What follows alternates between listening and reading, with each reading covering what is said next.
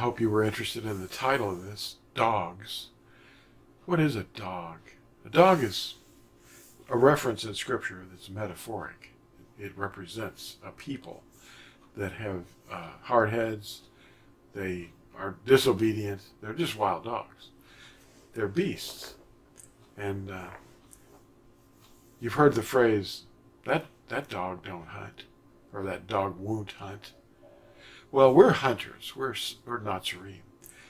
We're supposed to study to show ourselves approved.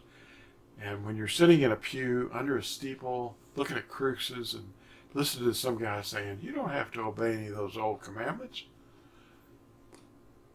think again and find out what the commandments are really for. Outside are the dogs. I mentioned it, Revelation 22. And it's after Yahushua returns. They aren't going to be allowed inside. Today I want to discuss some of the things that are in this book, the lie. Remember? We've been lied to. And I want to read just the back cover, and I want to show you something that's inside this other book. What? Sunday origins. Wow. The world's been so deceived. Anyway, let me read the back of this book. You can read it yourself if you want to just slow it down or stop in the video here. Anyway, this is the contents of this book in a short synopsis. Turning aside to myths happens. What could possibly go wrong? It's causality. Come, let us reason together. Under a junk pile of lies, there is the original Genesis chapter 3. That's Barashith. The woman knew what Yahuwah said, but the serpent cast doubt on the word they were told to obey.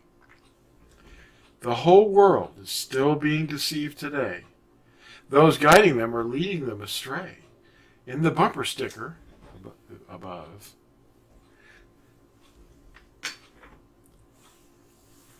2 Timothy 4, verses 1 through 4, shows the cause of all the myths. Their teachers are the cause of it. The effect of believing these teachers will be revealed at Malachi 4, verses 1 through 4.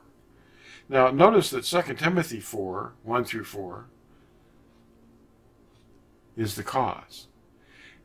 And Malachi chapter 4, verses 1 through 4, shows the result, the effect of believing those myths. They twist Scripture and teach what the people want to hear. Search for the cause and remember the effect is still death. If you accept the truth, the living word, you will hear the lies and overcome them. These big questions that are in this book will expose the lies. And you can get this at Amazon under Lou White's books, or just search for Lou White. Now, I want to read just a little bit out of this book called Sunday Origins. And what's that subtitle? Sun Worship Special Day. Sunday? What? Now, let me read this. Just on page 24. And we see the Creator said something. And these are his words. And the serpent has cast doubt on these words. The Creator said, 6 days' work is done, and on the 7th is a Shabbat of rest, set apart to Yahuwah. Everyone doing work on the Shabbat day shall certainly be put to death. And the children of Yisrael shall guard the Sabbath, Shabbat, to guard and observe the Shabbat throughout their generations as an everlasting covenant. Between me and the children of Yisrael, it is a sign forever. For in 6 days, Yahuwah made the heavens and the earths, and on the seventh day he rested and was refreshed. Now that's at Shemoth, Exodus 31, verses 15 through 17.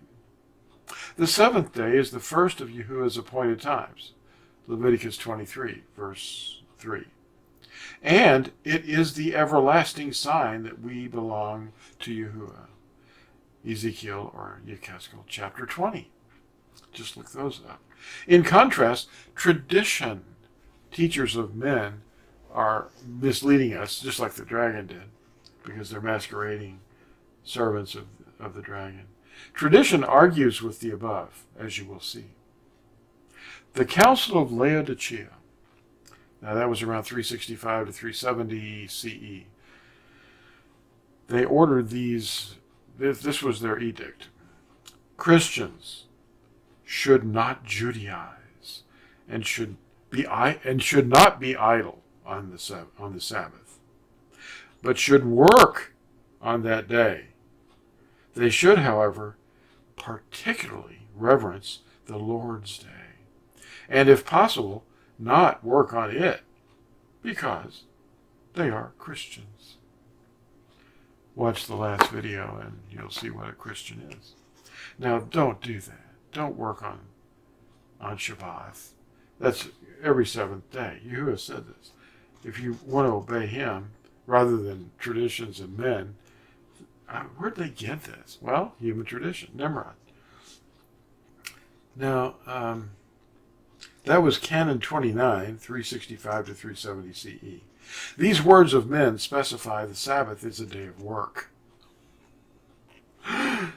and to reverence the Lord's Day, and which is also known as the day of the sun, Sunday. That's what they call it, or the sun's day. The Hebrew word B-E-L or B-A-A-L is defined as Lord. That's what the definition of B-A-A-L is. Satan knows which day Sabbath is. Also noted in the council, which called the seventh day the Sabbath. It's amazing. The sign of the covenant is the seventh day, and we cease from buying, selling, or working, or traveling on the Sabbath. The covenant sign is a marriage. And this commitment of marriage is the bond between us and our Creator. And the concept of marriage itself is now under siege.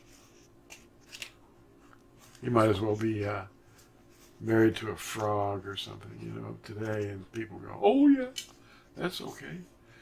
They're doing stuff that they shouldn't do, but, well, I didn't want to make this too long, but I do want you to know that you can download short bites. You don't have to buy these books for $7 or $10 or whatever, but you can get these tracks for free from LambLegacyFoundation.com or Torazone.net. And there are 4-page articles. A Religion of Traditions, Zodiac Madness. And I thought this was an interesting little quip. Here's a little question in one of these. Oh yeah, it's in the Appointed Times. I've got a 4-page article here that you can get for free. Download it. All right, here's a question here. Question. Was the Mashiach, now we're talking about Yahusha, was he upset with the religious leaders of the day for guarding the Torah? Or was he upset for them breaking it?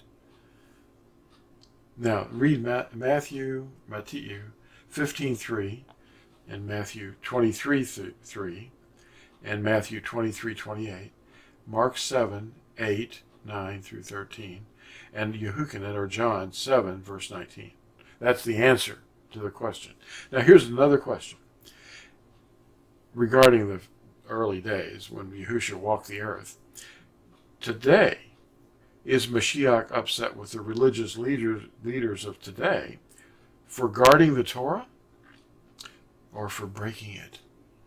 And here's the answer. Hebrews 13, verse 8. Am I hunting for scriptures to make people obey commandments? It's not hard to find them, is it? Steeple people. What? Every steeple is a fertility symbol Yahuah told us not to build. This is another article. Yep. If you're going to a steeple, you might need to reconsider that. Some of them have been tearing them down. You know, it's just not right. Well, thanks, and we'll see you in the next video. Thanks for watching, and don't forget to subscribe and like this video and share it with someone. Bye.